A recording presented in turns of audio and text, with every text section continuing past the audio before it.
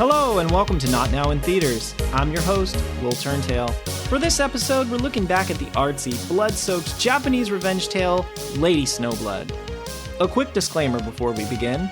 This review's factual information was gathered through online sources like Wikipedia, IMDb, or interviews. Misrepresentations and errors are possible, but unintentional. Making art is hard. This is a fan's blog, so any criticisms I have are meant to be completely constructive.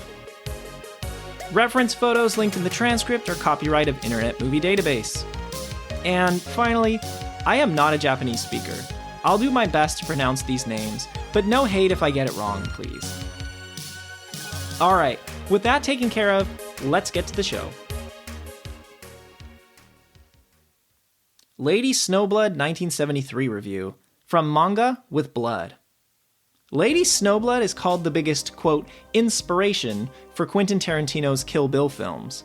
But this is nobody's stepping stone. The pulpy, blood-spattering, heart-and-mouth revenge tale carries an inimitable cinematic swagger and plenty of kick-ass.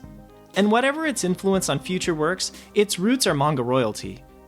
Lady Snowblood is adapted from the manga of the same name, illustrated by Katsuo Kamimura, and written by the Katsuo Koike. For the unaware, Koike is the author of the legendary, It Belongs in a Museum, once-a-generation epic manga, Lone Wolf and Cub, also adapted into the celebrated films that together are credited with helping to spread Japanese culture globally. But street cred and a hype machine aren't why the folks over at Criterion and Janus Films added the movie to their collections. You don't get film's most reliable rubber stamps with eye-catching letters of recommendation. You need your own creative feats. Still, some classic films enchant directors but set modern audiences yawning.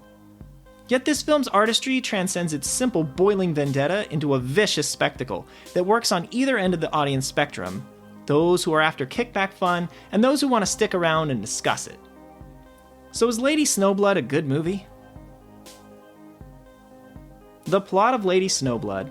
In 1874, in a women's prison, inmate Sayo Kashima, played by Miyoko Akaza, near death, gives birth to a baby girl, Yuki, played by Meiko Kaji.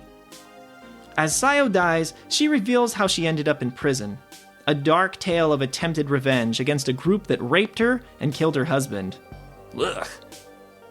With her dying words, Sayo demands her child, Yuki, be raised to take vengeance on the three remaining assailants. Now 20, can the demon child Yuki finish her mother's revenge? Note, in my understanding, Yuki's name translates to snow in English. You can read the rest of the cast in the transcript. Alright, now that you understand the plot of Lady Snowblood, I'm going to talk about some things I liked from the movie, and then some things I thought could have been improved. I'll give out points for what worked and deduct for what didn't, and we'll add it up at the end.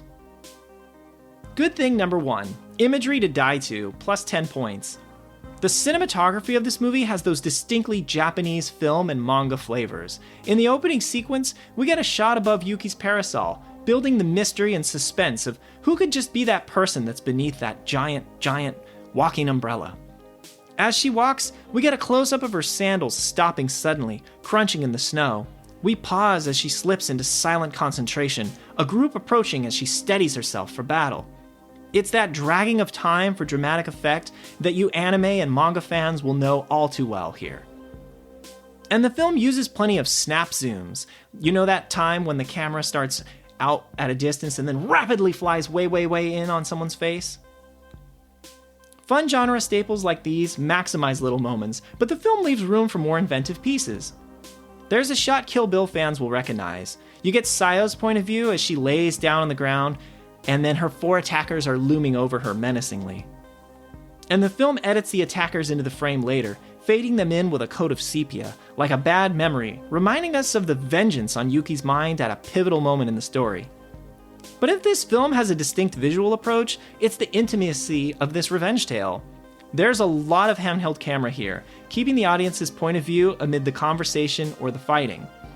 And like a samurai or gunslinger flick, there are many close-ups of the film's true MVP, which would be Meiko Kaji's wild, crazy eyes.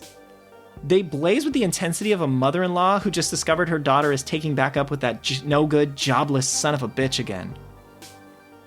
And to add atmosphere, plenty of tantalizing snow is in the air, twinkling mystically about like Yuki's calling card.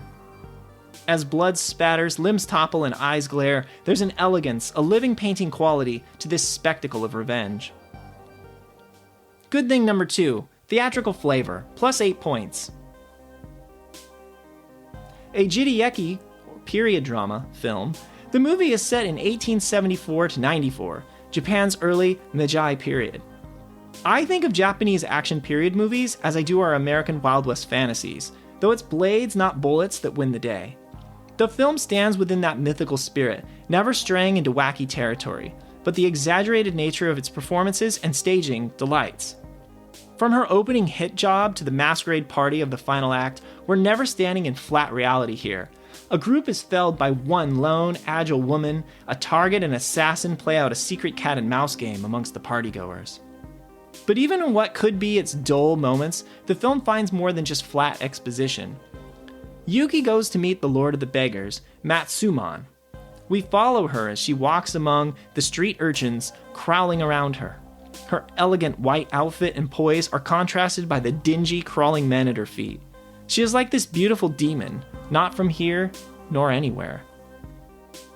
Then we have fountains of bordering on silly blood when Yuki strikes a victim. The liquid is all too red in cartoony Kool-Aid colors, bursting from squibs. Every death is like a gradual fading from the light, and not a quick passing.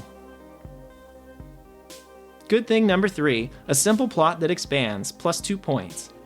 The film is a basic revenge tale, but it finds a few more layers than just rolling down the curtains when Yuki checks off every name on her hit list in red. Without spoiling things, I picked up on a loose plot thread that later expanded to something much more meaningful between the characters, helping to deepen things as Yuki's quest continues. And we're not without a twist or two before those credits roll. Good thing number 4, The Dark Buddha, plus 1 point. In what strikes me as a small meditation on Buddhism, the movie contemplates the merits of revenge. Yuki was born a demon, but is it her obligation to carry out her mother's vendetta if it destroys her? And in taking her revenge, she knowingly harms the loved ones of her targets, bringing consequences. Is she securing justice or just spreading more harm? Good thing number 5, spicy killing shows, plus 3 points. The battles are not samurai sword duels between evenly matched opponents going out honorably. They are killings, Yuki striking down her opponents with a long knife. But the drama surprised me. The villains, waiting for Yuki, have a few tricks to pull. They don't stand in an open field, welcoming her advance. Like the treacherous lot they are, they get crafty, which changes the game. And the final battle, which I refuse to ruin for you, becomes downright Shakespearean. Good thing number 6, fitting theme, plus 1 point. Being a singer, lead actress Meiko Kaji also sang the moody theme from the film, Shura no Hana, which I believe translates to Flower of Carnage in English. It's a theme like Yuki, beautiful and majestic, but with a cutting edge. Okay, so now let's get into the things I didn't think worked as well. Not as good thing number 1, Master of Barrels, minus 2 points. And there are some minor spoilers here, so if you don't want to hear them, you can use the chapters button to skip ahead. In the film Rocky II, Italian stallion Rocky Balboa had to catch a chicken to increase his agility, but they must go a lot harder in Japan. It's seemingly obligatory that a samurai or martial arts film includes a training sequence with a no doubt harsh and uncompromising master. You can count on these teachers to push their pupils hard with sessions bordering on child abuse.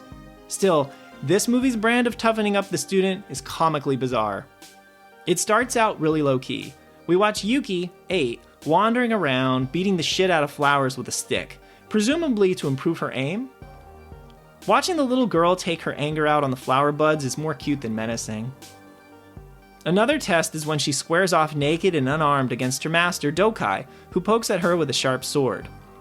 These little skirmishes are dangerous. Dokai isn't afraid to land a scratch on Yuki that draws blood, but you imagine this is her way to put aside her fears and evolve a determined spirit.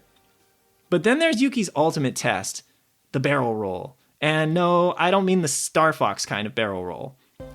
Dokai demands Yuki tuck her prepubescent body into a wooden barrel, and by pressing hard against the sides, stay in no matter what. He kicks the barrel down a steep slope, aiming for the large rocks in the way. When the barrel smacks one of them, Yuki's flung out hysterically, flying for several feet in the air. But things get more laughable when she levels up in this game of Donkey Kong-style punishment. Master Dokai stands determined at the bottom of the slope, sword drawn, as Yuki literally barrels down toward him. He slices the barrel in half, presumably chopping her in two.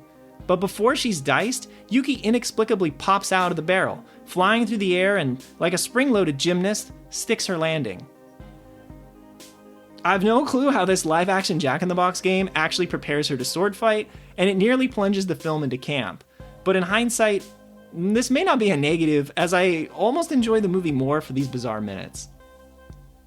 Not as good thing number 2, early pacing, -2 points. Chapters 1 and 2, there are 4 total, up to about the first approximately 50 minutes of runtime or so, can't match the forward momentum of chapters 3 and 4. The first 2 parts are at a disadvantage here. A lot of exposition is needed, which can't be cut, and does pay off later. And there's some action mixed in to keep your interest going. But there's a definitive forward energy to the movie's second half over the first. Alright, so adding it all up, Lady Snowblood snags 21 arbitrary points. On my scale of let's not watch, should I watch, or go watch, I'm gonna give this film my go watch rating. You can enjoy Lady Snowblood as a straightforward Japanese period piece of swashbuckling revenge, but this on-paper genre film smacks higher than that. With its striking cinematic quality and theatrics, each scene's composition is an arresting photograph, one it's all too happy to spray gallons of cartoon blood all over. Its plot finds more gears than you'd think it would, and it quietly contemplates the cyclical nature of violence. Its fight scenes are more vengefully stylistic than pulse-pounding, and its theme glides you straight into the broody mood. You must be patient as the film gets moving, and a short training sequence is kinda laughable. But if you're a fan of classic Japanese movies or martial arts films, you'll be like me when this movie's over, absolutely ready to hunt down its sequel.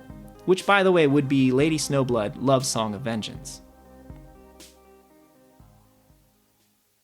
Thank you so much for taking the time to listen to my thoughts on Lady Snowblood, directed by Toshiya Fujita. Due to potential copyright and ownership issues, I declined to link to a Lady Snowblood trailer in the transcript, but you can find them easily with a quick search on YouTube. If you liked this episode, please leave us a review on your favorite podcast app. They make a big impact for channels like ours. And if you've got a comment or a question, you can find me at willturntail.com or search for Not Now in Theaters at our Instagram, Facebook, or Blue Sky pages.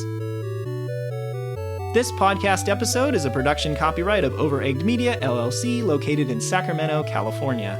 Introduction music, Neon Laser Horizon by Kevin MacLeod of Incompetech.com, licensed under Creative Commons by Attribution 4.0 license. Exit music, Canon in D for 8-bit synths by Kevin MacLeod of Incompetech.com, licensed under Creative Commons by Attribution 4.0 license. Additional music, Galactic Rap by Kevin MacLeod of Incompetech.com, licensed under Creative Commons by Attribution 4.0 license. Goodbye for now.